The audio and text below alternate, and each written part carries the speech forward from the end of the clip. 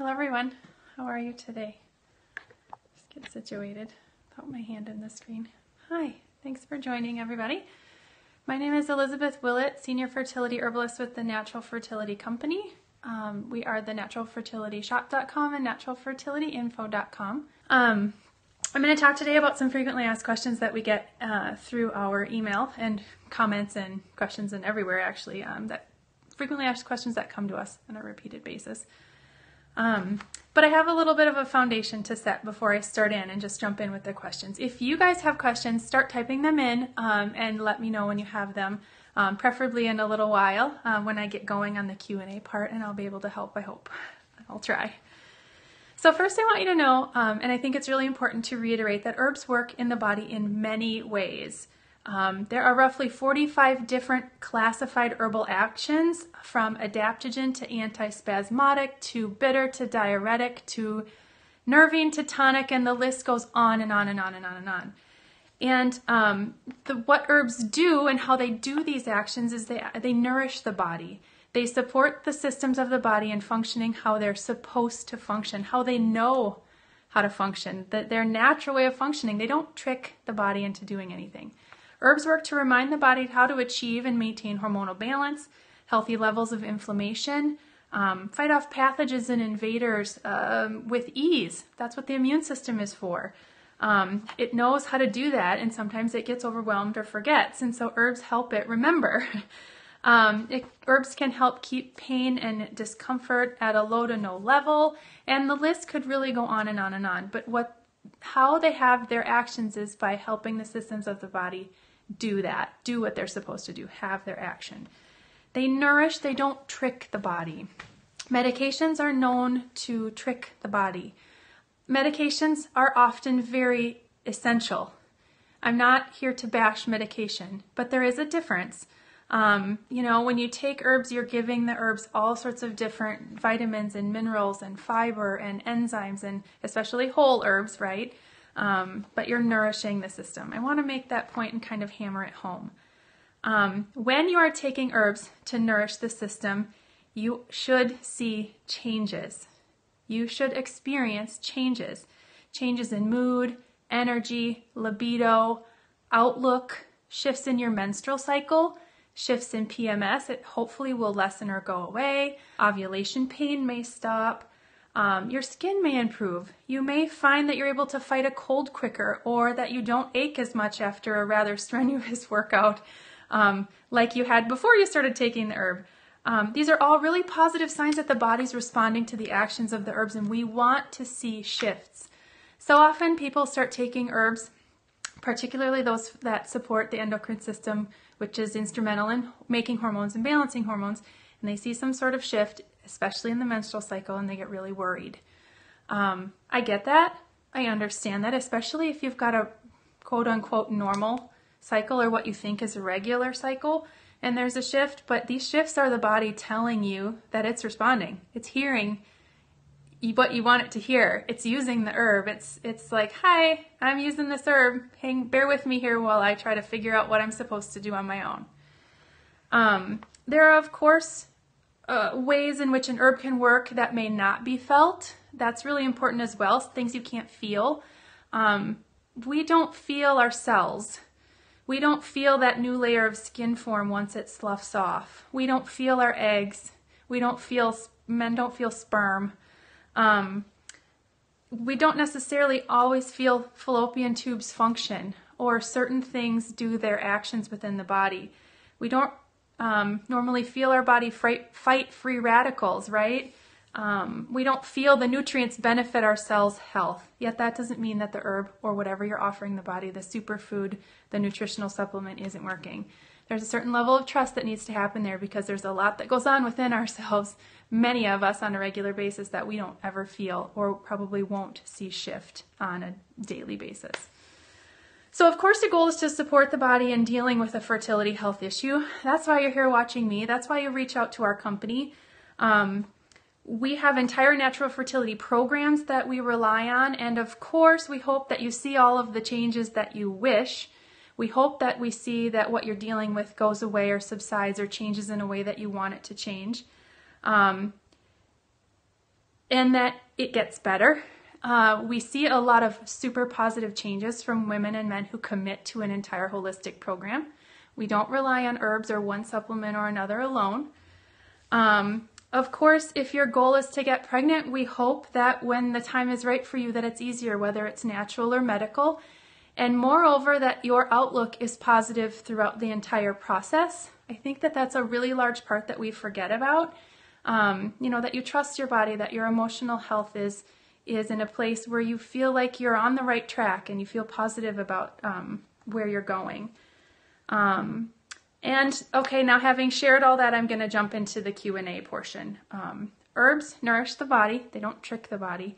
We hope that you see relief from symptoms that are troublesome, but there are some times when you take herbs and nutritional supplements that you may not feel anything at all.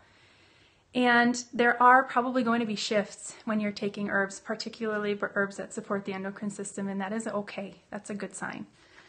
So the first question that we get that always throws us all for a little bit of a loop, and we sit here shaking our heads going, no, will Vitex cause an irregular period? The answer is no. We don't know Vitex to cause an irregular period. Vitex nourishes the endocrine system. If you have what you feel is a normal or irregular cycle, first it's important to think about why you're interested in Vitex, because it's primarily for women who have irregular cycles or something that's off, not normal, perhaps not ovulating every month. And second, it's important to know that if you start taking it, there could potentially be a shift because it's giving the endocrine system nourishment. So the endocrine system is going to start producing hormones that the body needs. It meets the needs of every woman who uses it very differently, and your cycle may shift. Typically, cycle shifts from about 1 to 3 months when you start taking Vitex. That's what we find is common, and that's okay. It's not a bad thing. And it's after that 3-month mark that menstrual cycles begin to show a little bit of a pattern or irregularity. In most cases, that's what we find with our clients and customers. It can take longer. Vitex takes a while to work. It's just the way it is. This herb is slow acting. It's incredibly wonderful for women, but you have to have patience in using Vitex. You can't expect it to shift things immediately, to make things change the way that you want them immediately, because Vitex doesn't work that way. It's not an herb that's going to show you it's immediately working in most cases. Remember, if you start taking Vitex and you have a cycle shift, it's okay. That's your body telling us that it's telling you that it's working and it's beginning to make some shifts. You should see some regularity, and your entire natural fertility program should be benefiting that hormone balance and that new, the shifting cycle and perhaps a new cycle. Anyway, if that makes sense. It's okay to see shifts. Second, a question that's scarier, I think, will stopping Vitex in early pregnancy cause miscarriage? There's a lot of information out there about this. The answer really is unknown. I don't have a yes or no answer. It's not a black or white situation. There are so many causes of miscarriage, and every woman's reason for miscarrying is different, that we really can't know if stopping an herb, particularly Vitex, will for sure cause miscarriage. There may be some women who stop. I'm not even going to go on with that thought because we don't suggest just stopping Vitex or any herb that supports the endocrine system and hormonal balance. When you're on an herb and you're trying to conceive, and it can be taken while you're trying to conceive, and then you get pregnant, it's really best to wean off of that herb in early pregnancy with support of your herbalist or your midwife or your healthcare provider. There are many cases where women wean off over a week's time, and they have perfectly healthy pregnancies, births, and children. There are many cases, particularly for women with recurrent miscarriage. In fact, I hope most cases that you're already working with an herbalist or a trained practitioner who understands why you're taking the Vitex and why you're on your entire pregnancy preparation program, obviously to hopefully prevent another miscarriage that can help you with how to properly continue and discontinue the things that you're on in early pregnancy. I'm going to hammer that one home again. If you have a history of recurrent miscarriage, it's especially important to seek qualified professional support from your healthcare provider, your herbalist, or a midwife, or an herbalist near you if you don't have one. and they need to know everything you're taking. There's nothing that should be left off the table or hidden, just so that they make sure that they get you the right information in discontinuing your program or continuing on parts of it. That could be possible. There are many herbs that some practitioners, midwives, and herbalists will guide you in using in pregnancy that are perfectly fine, but only under the care of this qualified professional is that the best, the wisest. Yeah, there's that topic. When should I start taking Vitex? That's another question we get all the time. In our work with clients and our research, we found that Vitex can be started at any point of the menstrual cycle if you're not on other medications, if you're not on hormonal medications. So if Vitex is a part of your natural fertility program, perhaps you've already done a fertility cleanse and you're getting started on the rest of your program, Vitex can be started at any point in your menstrual cycle. It's best taken from our perspective, from what we know and what we've seen in terms of success, all cycle long without taking a break for a minimum of 3 months' time. Like I said, Vitex takes time to be effective and you have to be patient with it. There's some clinical research that's shown that Vitex needs to be taken 6 months to a year to be most effective, but that doesn't mean it can't be effective and offer you support in 3 months' time. Anyway, a minimum of 3 months' time is really what we hope for those of you who begin taking Vitex. Now, there's a whole bunch of different schools of thought about when to stop Vitex. So find a practitioner or a resource for information that resonates with you and that you trust, and follow their guidance. I'm sure there are other practitioners who suggest using Vitex differently who've had great success, and that is completely fine. No matter when or what medication you're on, you need to talk to your doctor about taking an herb that impacts hormonal balance in any way, including a thyroid medication. It's very important. They need to know what you're on, even if you can take them both together as per their guidance, so that if something shifts and they need to adjust your thyroid medication, they can do that, because you can't do that on your own. That's really the end-all be-all of that, right? I mean, you need to make sure that your primary healthcare provider or your herbalist, whomever that person is, whether natural or medical, knows all that you're taking, so that if any medication needs to be adjusted, they can do it, because they're the only ones who can. It's really ultimately why. When do I stop taking Vitex if I'm going to have hormone testing? Vitex doesn't contain hormones itself, but it nourishes the endocrine system and it's known to have an action on the pituitary gland. So theoretically, it could influence the outcome of results. We don't know that it is for sure, but the pituitary gland plays a key role in hormone manufacturing and regulation. And if you're taking an herb that is supposed to support that or change that, there could potentially be impact on the testing. So if you're taking Vitex, it's important to stop it within a couple of weeks to, the same cycle of not to take herbs within the same cycle as the testing. So stopping it within a couple of weeks of testing in most cases, but it depends on when your tests are. If they're at the end of your cycle, you should stop at the cycle before your testing is scheduled. Onto some superfoods. When can I start taking maca and other fertility superfoods like royal jelly, goji berries, a greens powder, mushrooms like chaga and reishi, and many of the others? These are for foods first and foremost. They all are food. They can be started at any time throughout your menstrual cycle, taken all cycle long, or any time for men and taken all month long and long term. These are recognized by the body as food. There's no research or anything that says that you can't take them every day or long term. Just please stay within the general suggested use of the manufacturer of the product that you choose. More is not better. So that's my little soapbox for superfoods. While they are food, it's not like we should drink 7 smoothies with maca in every day. So stick to the suggested use of the manufacturer you choose. I kind of got a little out of order. Sorry. When should I start Vitex after stopping birth control? That's another really common question.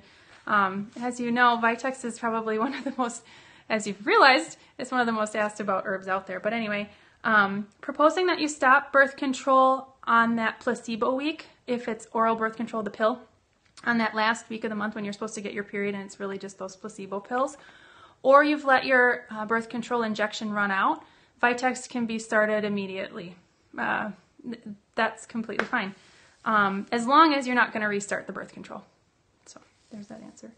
When do I start natural progesterone cream? First of all, please get tested to understand if you really need natural progesterone cream or not. There are a lot of different places where you can check your symptoms on a checklist that might say you have low progesterone and you could consider a progesterone cream. And while I love those and they're accurate, in most cases, it's not telling us for sure that your body is low in progesterone. So seek some testing, find out if your levels are low, and if your levels are low and you're wanting to support progesterone levels naturally, you could consider a natural progesterone cream.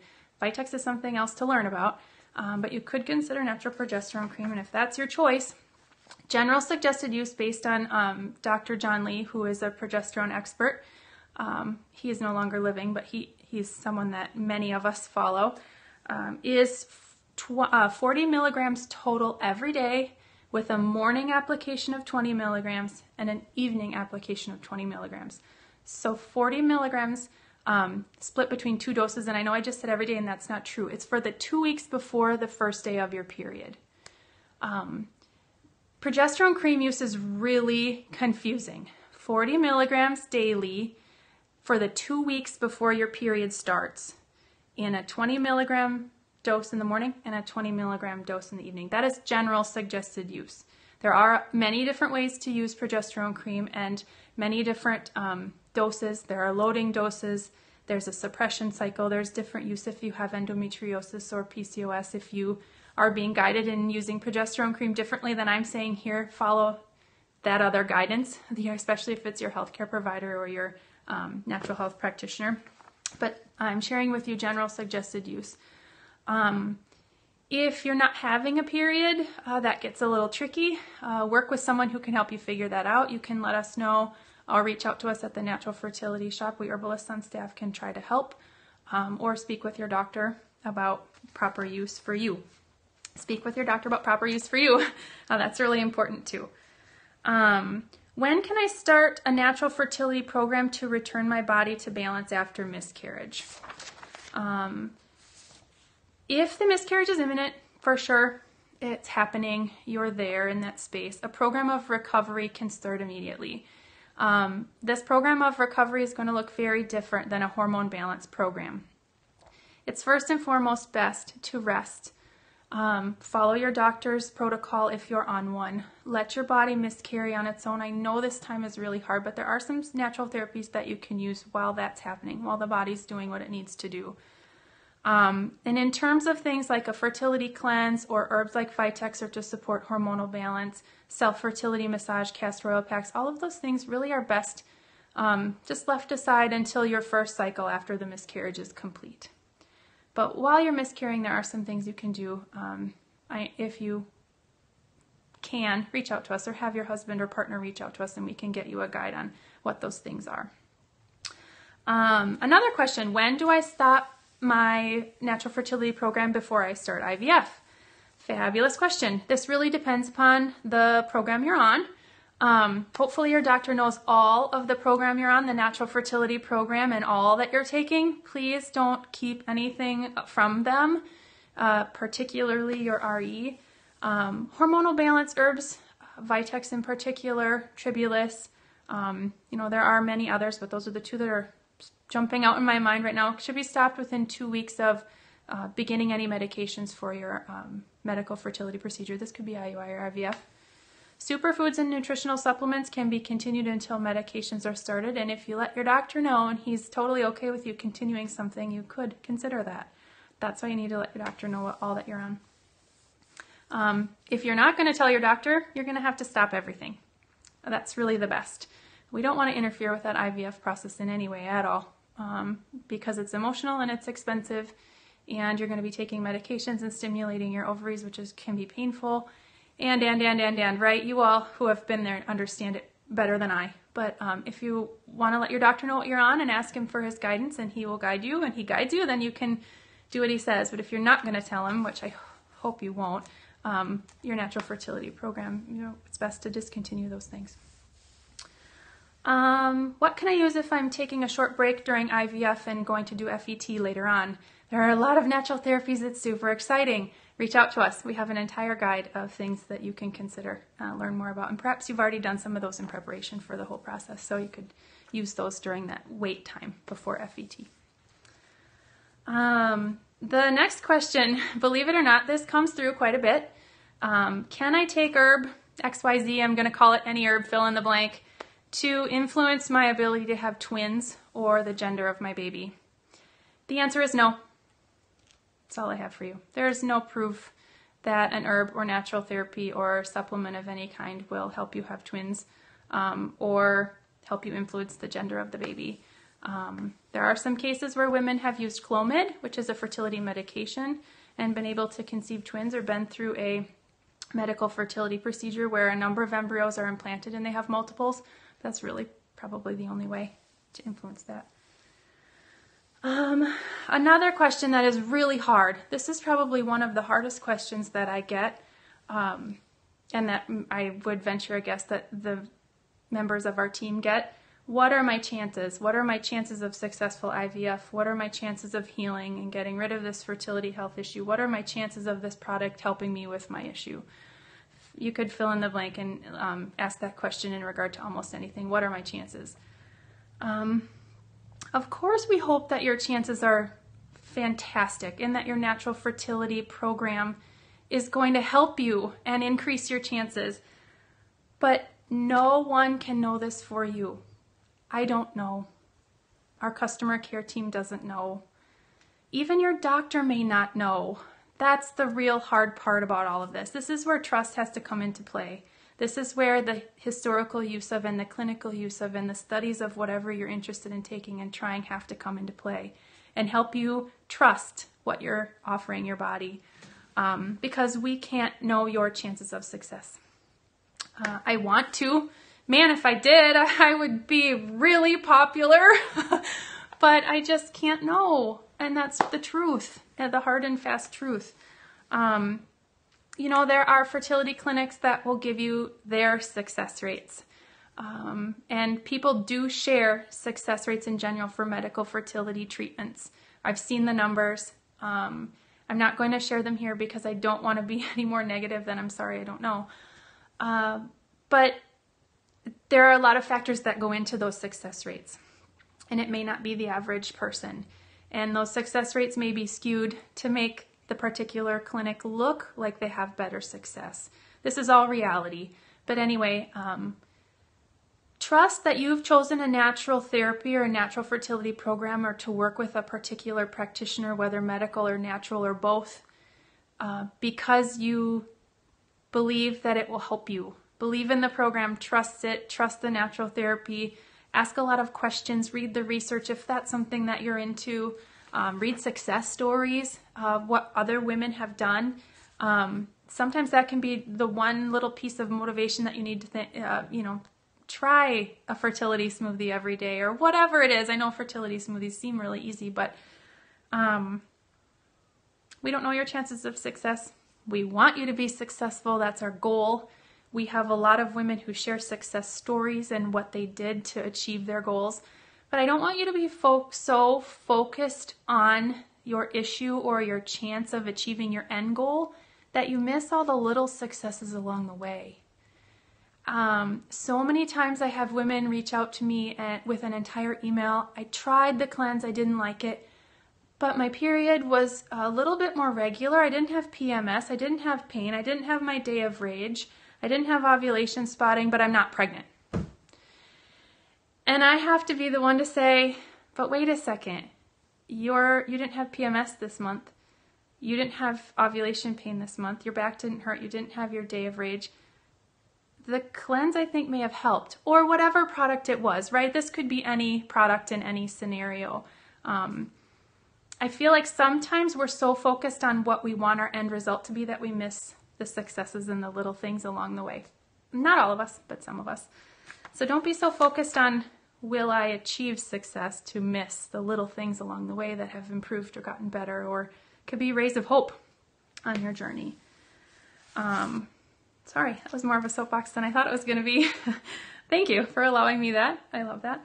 And my last question that we get from our customers pretty regularly, before I open this up to more questions, is about a particular product that we carry in our shop called UteriCalm. It's a fantastic liquid herbal tincture, remedy, blend, whatever you want to call it. I've had a couple of people now most recently reach out to me. They've been doing some learning about cramp bark and black haw, which are 2 herbs in it, as well as partridge berry, which is another herb in the blend. Cramp bark and black haw are relaxing to the uterus. They are known for that. You're going to see that everywhere. Partridge berry has incredible benefits as well, but there are a lot of sites that say it is a delivery tonic, meaning when you're about to deliver your baby. And so it causes concern because these women are using it in preparation for conception or in the first trimester of pregnancy, which it can be used in.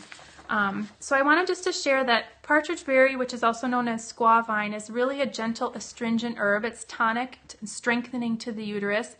It's helpful for most uterine health concerns, widely used to support a healthy menstrual cycle, and it's a good choice if you have menstrual cramps, discomfort related to uterine weakness, and it can support labor and delivery. But listen, it's not going to start labor if you're not already in labor.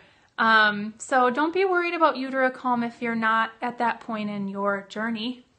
I use UteriCalm on a very regular basis. We've had for period-related stuff, menstrual cramps, stuff like that. It's really wonderful if you have vaginal dryness and intercourse is painful. It can be helpful after. It's really helpful, I feel, in most cases women have shared with me that it's helpful when you need it. It can be used in preparation for conception and into pregnancy, the first trimester. If you are on a medicated fertility journey, for example, if you've done IVF or FET, you need to talk to your doctor about continuing it into the first part of pregnancy, into that first trimester. But it's wonderful, and partridge berry is not an herb to worry about at all. It's a wonderful product. So if you're interested in UteriCalm, you can go take a look on the shop, Natural Fertility Shop, and learn more about it. But I've seen a few questions roll by. I'm sorry I just kept talking. But I'm not sorry at the same time. So what questions do you have? Is anyone wondering what's going on? How do you find a good herbalist? Can I use you, ladies? I'm 38 and had 2 miscarriages and Hashimoto's. You certainly can use us. I'm sorry you've had experienced miscarriages. That's really, really tough. We have 2 herbalists on staff, and our goal as staff herbalists, myself and Sarah, is to link you to information that you can read through, take, sort of craft a program on your own. Or we have a fertility consultation program. It is for a small fee.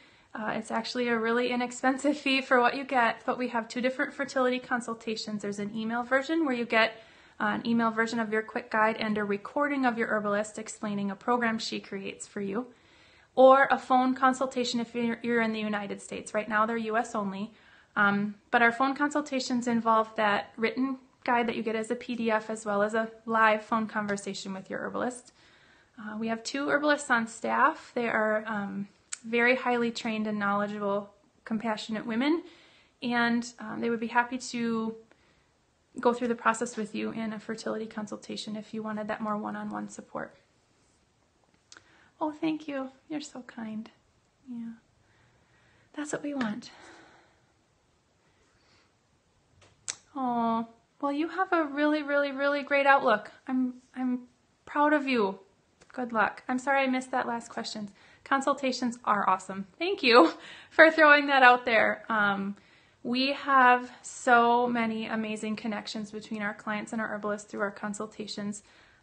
They take a look at your entire current fertility health journey, your current history, within the last couple of years in general, but whatever is current for you. You fill out an entire consultation intake form, sharing lots of information, and they can help create a program.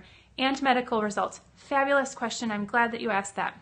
So if you have medical test results, you please first need to talk to your doctor about what they mean for you based on your lab's analysis or way that they report them. This is important because they are reported differently by each lab. So talk to your doctor about what your test results mean to you, and then tell your herbalist what your doctor says. That's how we need to approach this, because we aren't medical doctors and we're not medically trained to interpret what a test result says. And we can't do that. That's illegal for us to do. So if you talk to your doctor and you take notes and he tells you all of what it means and you share that with your herbalist, she can use that information if she feels it's necessary. Yeah. Is DIM safe to take all cycle long? DIM. We have a product, DIM Complete. Yes, DIM can be taken throughout your cycle. Yeah. You get it from your cruciferous veggies too, so eat your greens, eat your broccoli. How to mature eggs. You have follicles, but they're small in size. Any food or herb recommendations, please? I'm going to jump to the contact us. If you contacted us last week and didn't hear from us, contact us again. We have contact forms, or go through live chat and let us know. We've had a couple of little email things happening. You know, the World Wide Web is vast. Google crashed earlier this week. So for us, temporarily. So if you reached out to us and we didn't get it, do it again, please. Because we usually reply to emails within the day we get them, but we have a 24 to 48 hour window to do that. And you should have gotten a reply by now if it was last week. Now back to the egg health. Okay, so you have many follicles and your eggs don't seem mature. It would help me to know when in the cycle that you learned this was happening. Was it before ovulation or after? Nonetheless, irregardless of any of that, to be honest, there are natural therapies that can be used to support egg health. Diet is really paramount, first and foremost. You need to be eating lots and lots and lots of really clean, healthy whole foods. But there are supplements as well. Superfoods like maca and royal jelly, nutrients like L-arginine, CoQ10, ubiquinol is another nutrient to learn about. All of these things are worth learning about.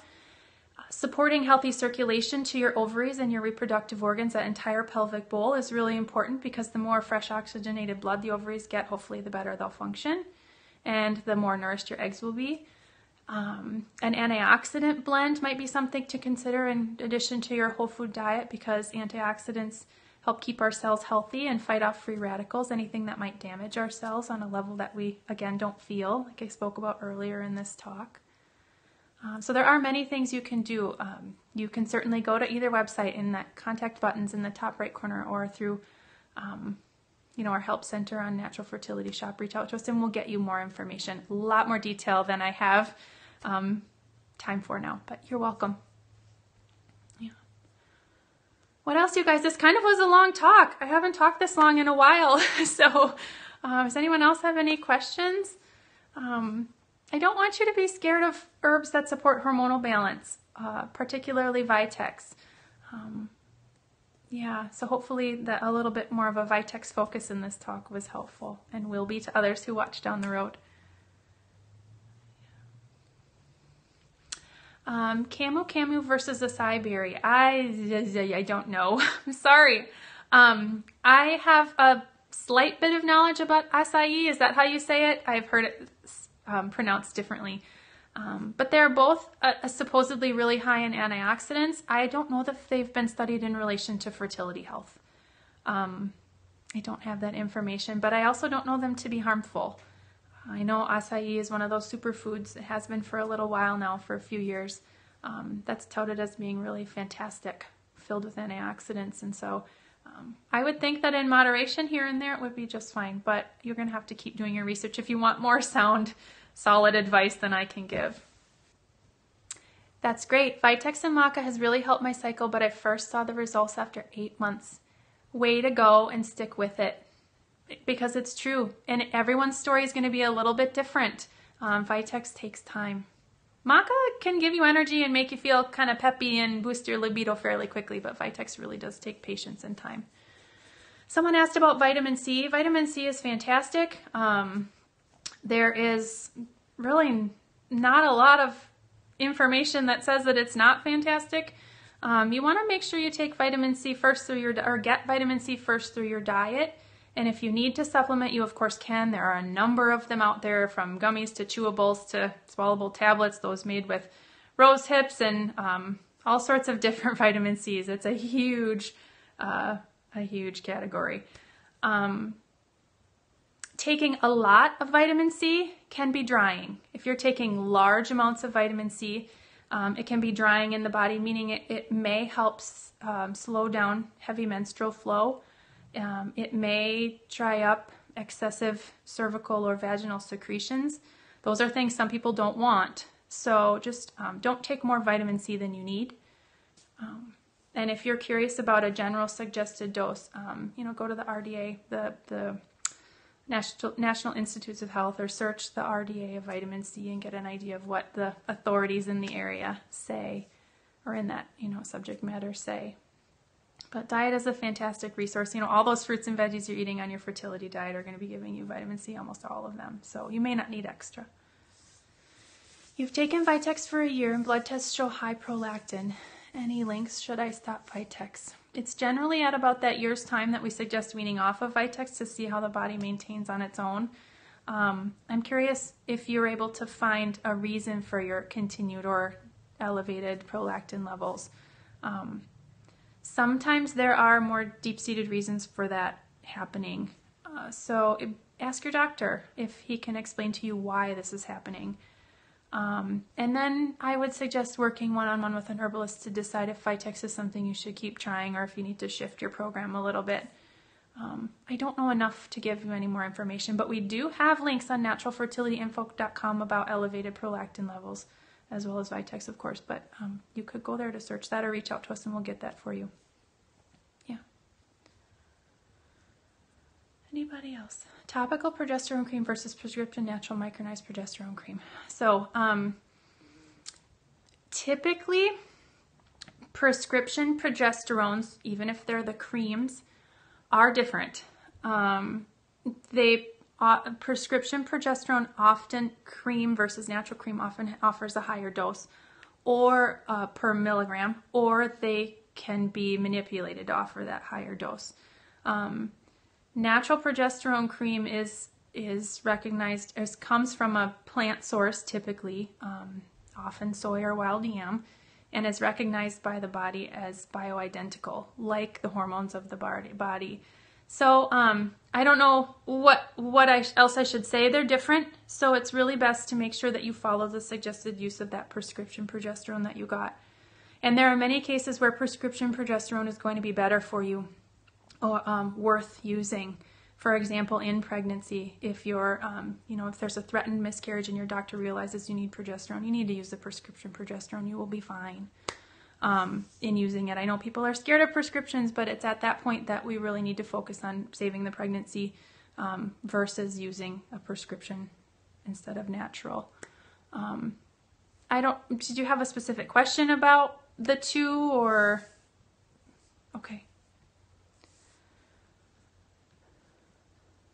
Or if you're on a medical fertility treatment and you're prescribed progesterone, you need to be using that prescribed progesterone. Your doctor knows your needs best. And if you really don't want to, if you're really adamant about not using it, ask them to help you use natural progesterone cream in a way that's going to benefit you, right? If they won't, then I don't know. You're going to have to weigh the pros and cons of their advice versus what you're wanting to do. Or find a naturopath or someone who's skilled, a compounding pharmacist to help you. You are on both and you miscarried. You think it was too much. Yeah, and I don't know. I'm so sorry. It's rare that too much progesterone causes problems, but then again, I don't know in your particular case. Sadly, it could have just been that the pregnancy needed to end for your health and for baby's health. I know that's not consoling, but it's sometimes just the way it is. You were on both and still miscarried too. That's interesting. Like I said, it's after the fact, it's hard to find out why. And sometimes women go through the process of trying to find out why they miscarried and they never learn why. It could just be a genetic issue. It could, and it's not just, I said that word and I don't mean it that way. It could be the immune system. It could be, so many reasons. It's really, really hard to know. And it just maybe could have been that the pregnancy wasn't going to be healthy and may have put your life at risk and needed to end. The body is amazing. I know that we get so frustrated because things don't go the way that we want, but its design is to make sure it takes care of us, keeps us alive and well. Yeah, I'm sorry. That's so hard. I don't want to end on that note. Does anybody have anything else?